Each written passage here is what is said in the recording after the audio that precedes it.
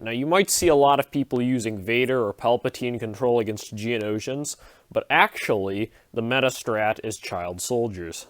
Henceforth, you shall be known as Darth Sith. So, this video will be divided in the timestamps seen on screen. You can skip to that timestamp. I should hopefully be able to have chapters in, but I'm not sure how my boomer brain's going to figure that out. Anyway, it looks like it's time for a shameless channel promotion. So yeah, guys, consider clicking subscribe if this video helped you, or if this counter works well, or if you saved your Vader from a lot of hassle, which Vader can even lose this. So, we're trying to reach 500 subscribers, and then I'll relegate my Bodhi Rook, because I already said I would, and I guess there's no doubling back now. But yeah, and on with the video. The main categories that I judge the best Geonosian counter is the resources used in making the team, the banner count, and the ratio of team used value versus team taken out value. And I personally believe Nest to be the best out of, or the best all around out of all three categories.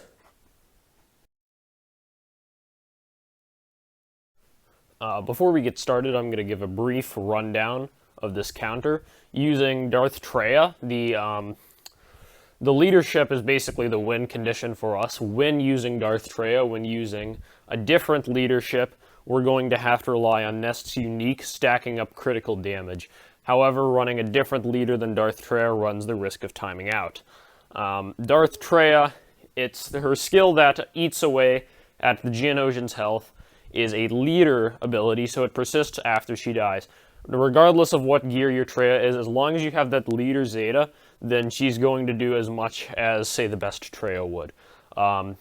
That's the premise of this counter, is that it still works when Treya is dead, because Treya will inevitably die. Well, not inevitably, she'll die pretty damn quick, but she will die, and it'll be up to Enfys Nest to solo the entire team. However, the premise of this is also Darth Treya's leader being reducing the, hurting the enemies when they attack out of turn, which is what Geos are all about. So they'll get hurt based on the percentage of their max health, so it doesn't really matter if they're Relic or Gear 10, it's a percentage-based effect, so it'll eat away at them all the same. And by the time Nest gets a good turn off, they should be all relatively low. The loss condition here is Geonosian Spy's first special. So we're going to mod accordingly and plan accordingly to prevent Geonosian Spy from killing us. Another annoyance is Pog of the Lesser's ability block. That prevents us from doing the AoE and killing all the Geos at once, which obviously we want to do that. So I heavily advise the Zeta on Enfys Nest's Fighting Instinct, her unique ability that allows you to ignore taunt and gain some bonus health steal, I believe. And then you're allowed to ignore Geonosian Brute Taunt and kill off either Spy or Poggle. Those are the two threats, but you almost will never be able to hit Spy unless you get a perfect circumstance, so I would recommend killing off Soldier to prevent that ability block. So then you can AoE and then just kill everyone. I'd say this is a relatively reliable counter, and also, for those who don't know, Enfys Nest stacks protection up, which is undispellable, over time, whenever she gets hit. And once a Geo hits her, then they'll call all of the Geos to assist, and Nest will effectively become invincible until her next turn, which her next turn the protection drops. So that is the point of vulnerability where Geonosian Spy could kill us, is that one turn directly after our protection up drops. I'd say common mistakes using this counter were to be killing off liabilities, or willingly, because sometimes, yeah, they're going to counterattack into Sunfac because he's a taunt up, he'll die. That's not your fault. Geonosian Soldier, GBA, Brute, and Sunfac do not have any sort of detrimental effect to Enfys Nest. Sunfac has the Daze, which is a bit annoying, but Sunfac uses the Daze as his first ability, and generally Spy will use Silent Strike on Enfys Nest while she has a ton of protection up, which will, what's it called? It won't dent Nest, but it will take off all of the status effects, taking off the days. So Geonosian Spy will actually help us in that regard by removing our days, because he's trying to silent strike. This works either way if Sunfac goes before Spy, which is very rare, or if Spy goes before Sunfac. If Spy goes before Sunfac, then he'll hit the Elect Intel and gain some bonus turn meter, and then once Sunships applies the detrimental effects, then Spy will just wash them away. Now, the win condition here is obviously kill everyone. You want to kill Poggle and Spy because they are the two detrimental ones. Try not to kill Geonosian Brute Alpha too early, that's a common mistake. But I don't see this counter too often, so like, maybe it's not too common, but Geonosian Brute Alpha is one of the bigger liabilities to the team, because once you kill him, then it becomes a normal team, and your chances of getting hit by Spies, Spyolate, it rises a lot more, because you don't effectively become invincible after getting hit once, because you won't get hit by all of the Geos, you'll only get hit by one of the Geos. And Spy can snipe you through protection up if you don't have at least 2 or 3 hits. 2 or 3 hits onto you before Spy pulls the trigger. So, we want to be careful of that. Another common mistake we have is disregarding the, what's it called? The ability block from Poggle, or disregarding Poggle himself, because obviously, like I said, Poggle and Spy are the two big threats. There's some bad scenarios you can get into. I'd say the worst possible scenario, this doesn't happen incredibly often, is Geonosian Brute Alpha, Poggle, and Spy are still alive, and Brute. Geonosian's Nest should be able to 1v1 Geonosian Spy rather easily. Be careful not to be too aggressive with him, because your basic will strip him out of stealth, making his Spyolate do nothing. His Spyolate does not ramp damage when he is outside of stealth. You can also put buff immunity on Geonosian Spy using Enfys Nest Sudden Impact.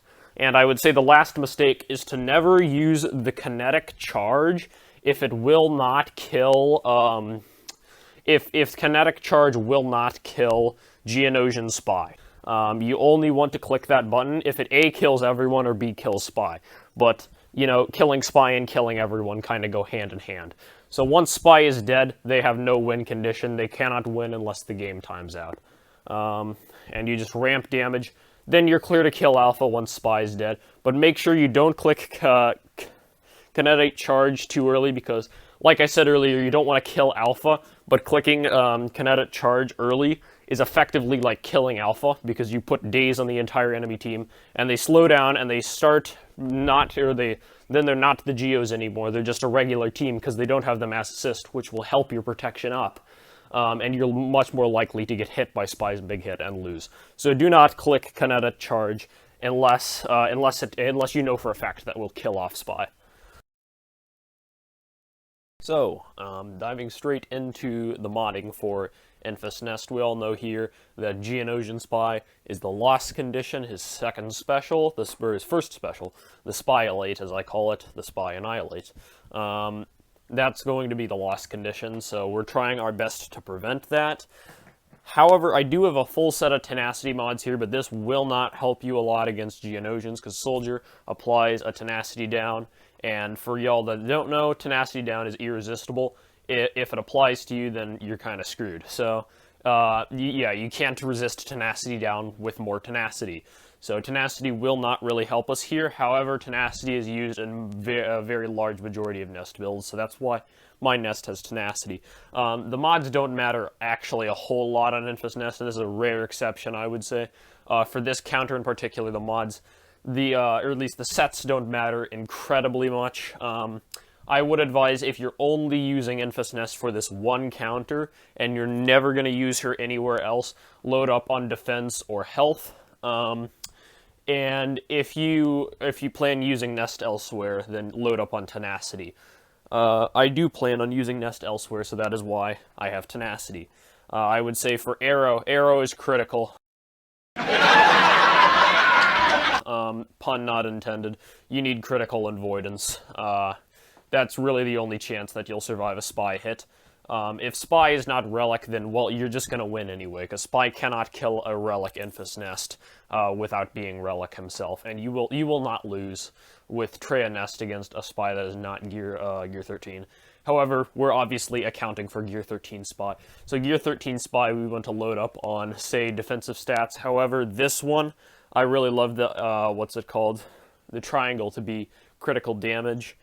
I would say generally you don't actually want tenacity on this one for the geonosian counter. Offense is good, defense is alright. Health is better than protection, I would say, generally because of the high health steal Enfys Nest has. That protection doesn't matter a whole lot unless you're running Kira, which Kira, things can get dicey, and you also run the risk of timing out. These two I would advise both being health. These two you obviously cannot control. You want as minimum speed as possible on Enfys Nest. If you have a 0 modified speed, that is perfect. And I believe Geonosian Spy always opens with the third ability instead of the Spyolate, so you don't have to worry about that.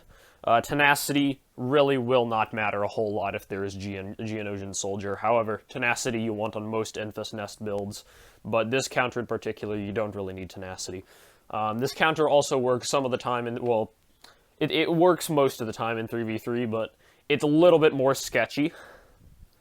Generally, you'd see, I would assume you'd see Poggle and Spy as the two other Geos. Occasionally you see Sunfac Spy, but Geonosian Brute Alpha and Spy are no-brainers, so they're always going to be there. Poggle can apply ability block, but he doesn't have the Tenacity down assist from Soldier, so it's going to be a Tenacity potency check, which there it's nice to have the Tenacity, but it's not completely necessary. The premise of this counter is to survive the hit from Spy if necessary, but if the only really lost condition is Nest moves, and then Spy gets the big hit off. If somebody goes in between, then Spy is screwed, and he typically wastes his Spyolate because the AI is pretty stupid. And they'll be withered away by their attacks out of turn.